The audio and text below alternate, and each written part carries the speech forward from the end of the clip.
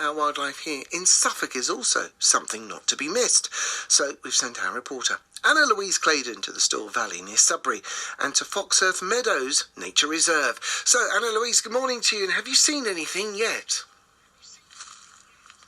Morning, Luke. I'm crunching through the frosty grass. I've skied down the lane in the BBC van. The entire lane in the entrance is sheer thick black ice and covered in snow, and the fields around me are frosted over. The sun is just coming up over the hill with beautiful streaks of pink and peach in the sky, and we are trampling down the track. I'm with volunteer community engagement officer Andy Jowitt. Andy, in the depths of winter, what wildlife can we hope to see and hear here in January? Well, we'll see lots of tits, probably. Blackburn robin are obviously around. We might see some fieldfare and redwing. The raptors will be out and about. So we saw, last Friday we saw red kite here and kestrels. And that's the woodpecker calling just over there. Oh, let's have a listen. Oh, it's just gone quiet. Yeah, that's right. And they're great spotted woodpeckers as well. There are buzzards around. We might hear one of them mewing. We might be lucky to see some snipe and disturb that from the wetlands on the reserve. Do you often find as a guide, Andy, that you'll say, oh, listen to that, or oh, look over there, and then the wildlife will just disappear and hide away? It doesn't always cooperate. I get a little bit shy. I had a lovely moment the other day. I was with a group of children, and we got a barn owl box. Now, we haven't had barn owls in it for quite a few years, but 2021 we had kestrel successfully breed there. I was just saying to the children that it was a barn owl box, but we hadn't had barn owls in it. When out flew a barn owl. White and large and silent across their heads. They were playing tricks on you. So we live in hope that this coming spring we might have a brood of barn owls in that box, which would be wonderful. Oh, how exciting. Winterwatch varies a hell of a lot, so much different to Springwatch. Lots of different wildlife and nature that you can spot. And of course we're battling with the weather and the temperatures as well, aren't we? I mean, waking up this morning it was -5 where I was. How are the animals keeping warm? Well, some of them of course are lying low, but there'll be birds were feeding on the seeds and the berries around.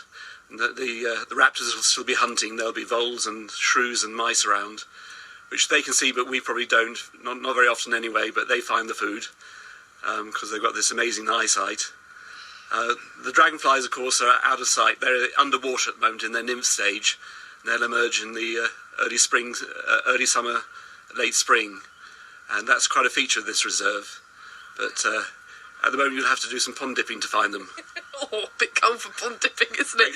As we trample along, I mean, our breath is puffing out like dragons into the atmosphere. It's so cold, my hands have gone numb. What a day to forget my gloves. And this will, of course, affect what we see and hear this morning. What kit and equipment do you usually use, Andy, to have a look at the nature around you? Well, binoculars is the main one, but with the butterflies and the dragonflies, having some close focus binoculars can be great, and they're amazing when you can see all the detail on them. Incredible creatures. We do use nets for doing a bit of pond dipping, sometimes with looking for the larvae and the pond life. We can do some sweep netting sometimes just to see what insects there are in the undergrowth. But binoculars and eyesight and a good pair of ears are great assets. I'm not very great on the bird song, but I'm trying to learn. Oh, well, you're fantastic so far identifying those above us. Let's just listen. Every time there we go. I don't know if you can hear that distant chuckering, but every time I stop to let the birds sing their song on the radio, they all go quiet. There's there are blue tits and bird tits chattering away just in the background there. Of course, not many birds will actually be producing their song at this time of year, because that will be later on when they're searching territory or breeding.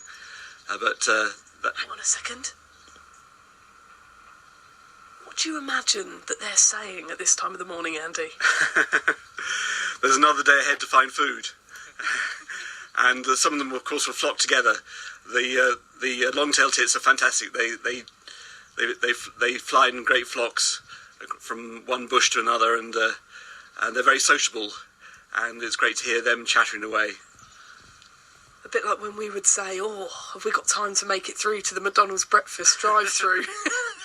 Have we got time? They're probably saying, oh, what snacks can we forage? Can you see that worm down there? Can you see that beetle in the bush? Yes, and the goldfinch, of course, love the teasels and other seeds. So the thistles and the teasels are great food for them on the meadows. If we just go quiet for 10 seconds. There's a bird just above our heads. What's that above us there, Andy? It seems to be a little bit shy of the mic. I think it's blue tit up there.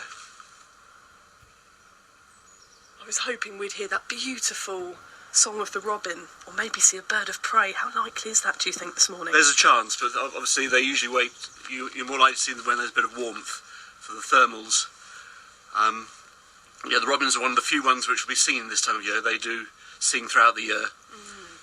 Well, as the temperatures rise, hopefully, a little bit, an inch this morning, as the sun rises over the hill, as I get some gloves to warm up, you never know what we might spot, Luke, in the next hour. I'm going to keep trampling deep down this track and see what we can see and take you along with us. Wonderful. Well, we look forward to catching up with you. I can hear you tiptoeing through that icy grass as we speak. But Anna Louise, for the moment, thank you very much indeed. Anna Louise on Winterwatch over at Foxearth Meadows Nature Reserve near Sudbury for us this morning here on Breakfast. From the BBC Sounds app on your smart